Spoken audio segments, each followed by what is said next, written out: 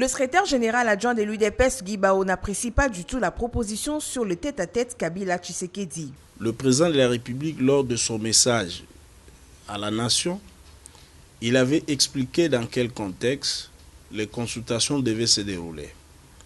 Il a commencé par dire à l'opinion qu'il y avait de problèmes majeurs où il y avait une divergence de fonds entre nous et les FCC. Et il avait décidé d'élargir les cadres de la réflexion en consultant les autres Congolais.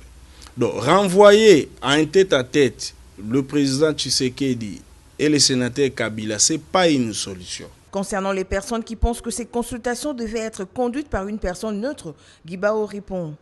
Ils attendront longtemps, malheureusement pour eux, parce que là, il ne faut pas être dans la confusion. Il y a un chef de l'État qui s'appelle Félix Tshisekedi, qui agit conformément à ses prérogatives, telles que définies par la Constitution, en tant que garant du bon fonctionnement des institutions. Il a décidé de consulter.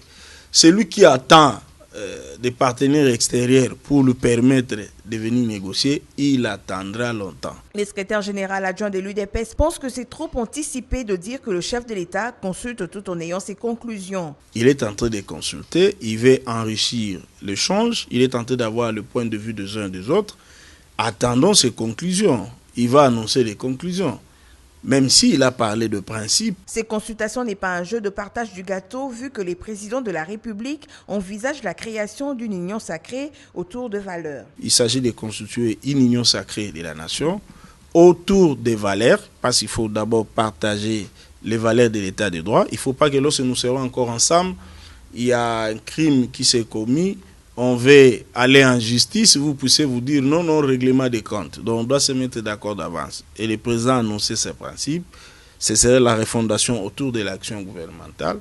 C'est le président qui va revenir vers nous pour nous donner ses conclusions. À la question de savoir pourquoi l'UNC n'a pas reçu d'invitation, Guy Bao répond qu'à son entendement, l'UNC est avec le chef de l'État au même titre que l'UDPS. Bonjour Serge. Bonjour. Vous savez, les consultations initiées par le chef de l'État ont débuté depuis la semaine dernière.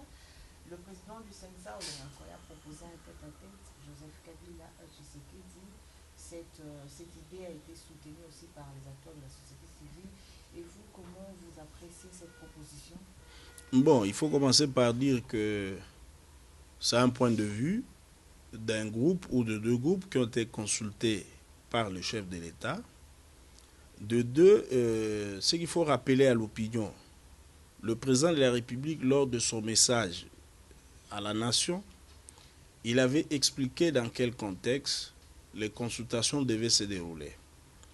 Il a commencé par dire à l'opinion qu'il y avait de problèmes majeurs où il y avait une divergence de fonds entre nous et les FCC.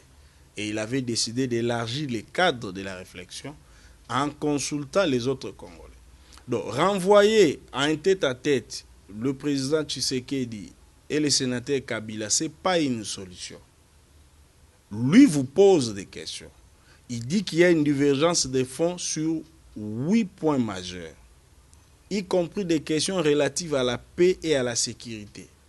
Donc, vous voyez que ce sont des divergences graves où nous n'arrivons pas à nous mettre d'accord au niveau des deux familles politiques. C'est la raison pour laquelle il a dit « J'élargis les cercles de la réflexion pour amener plus de Congolais à enrichir les débats. » Maintenant, vous nous renvoyez encore à ces tête-à-tête. Je ne sais pas si les gens qui sont en train de soutenir ces points de vue ont compris réellement la démarche du chef de l'État. Et le chef de l'État a déploré dans son message les nostalgiques de l'impunité qui ne veulent pas l'application ou la concrétisation de l'état de droit. Vous allez encore renvoyer les gens à un tête-à-tête. Je pense que c'est un point de vue, mais qui, à mon sens, je ne l'apprécie pas du tout. Parce que le chef vient de vous soumettre des sujets majeurs qui constituent des points de divergence avec les FCC.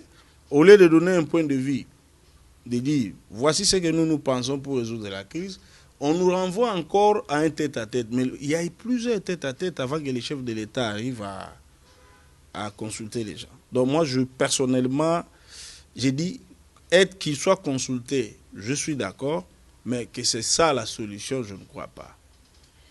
Le chef de l'État a déjà ses conclusions. Il initie les consultations tout en ayant ses conclusions. Vous partagez ses points de vue? Non, il ne faut pas anticiper. Sinon, il n'allait pas consulter les gens. Il est en train de consulter, il veut enrichir l'échange, il est en train d'avoir le point de vue des uns et des autres. Attendons ses conclusions. Il va annoncer les conclusions. Même s'il a parlé de principe, qu'il faut constituer une union sacrée de la nation, et cette union sacrée doit se constituer autour des valeurs républicaines, autour de notions de l'état de droit, et ce sont des valeurs qu'il faut partager. Je crois qu'il ne faut pas anticiper. Le chef de l'État a promis de revenir vers le peuple à travers un message, et il va le dire, et tout le monde sera au courant. Ça ne sert à rien d'être agité, de dire qu'il a déjà ses conclusions. Non, sinon il n'allait pas consulter. Il y a des ceux-là qui refusent de prendre part à ces consultations parce qu'ils pensent qu'il devrait y avoir une personne neutre pour conduire cela. Ils attendront longtemps, malheureusement pour eux, parce que là, il ne faut pas être dans la confusion.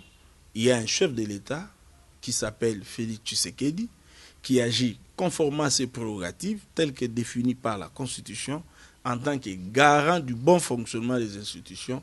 Il a décidé de consulter.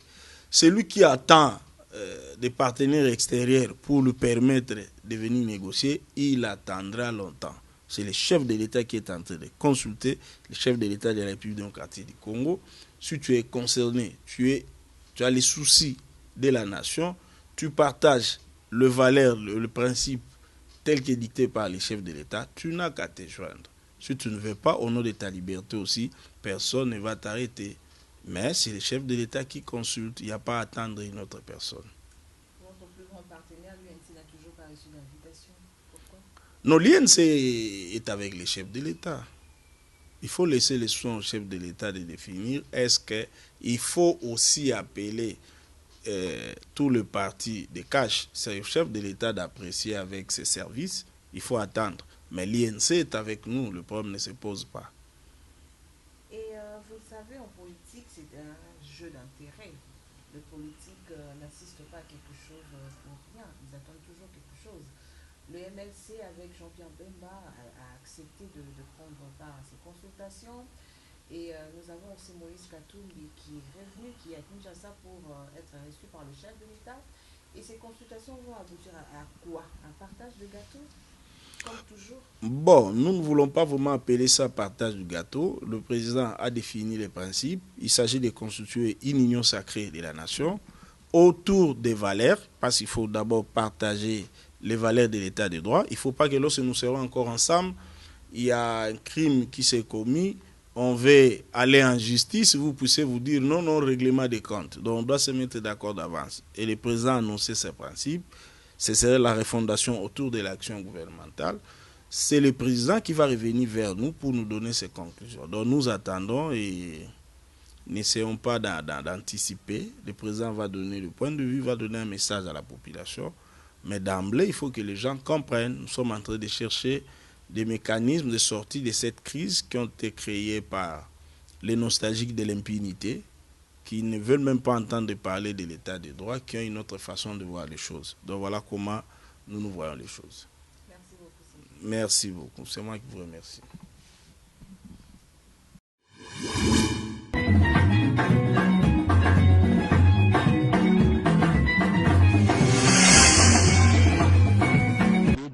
Les choses s'améliorer le plus rapidement possible. Mais il me semble que dans cette marche entre le FCC et le CACH qui ont fait la coalition qui dirige le pays, il y a des quoi qu'il faudrait bien arranger. Il a lui-même rappelé dans son discours que dans cette coalition, il se trouve des gens, que ce soit ceux du CACH ou du FCC, qui sont animés d'une bonne volonté et qui veulent que les choses avancent, mais il y en a aussi qui sont animés d'une vision très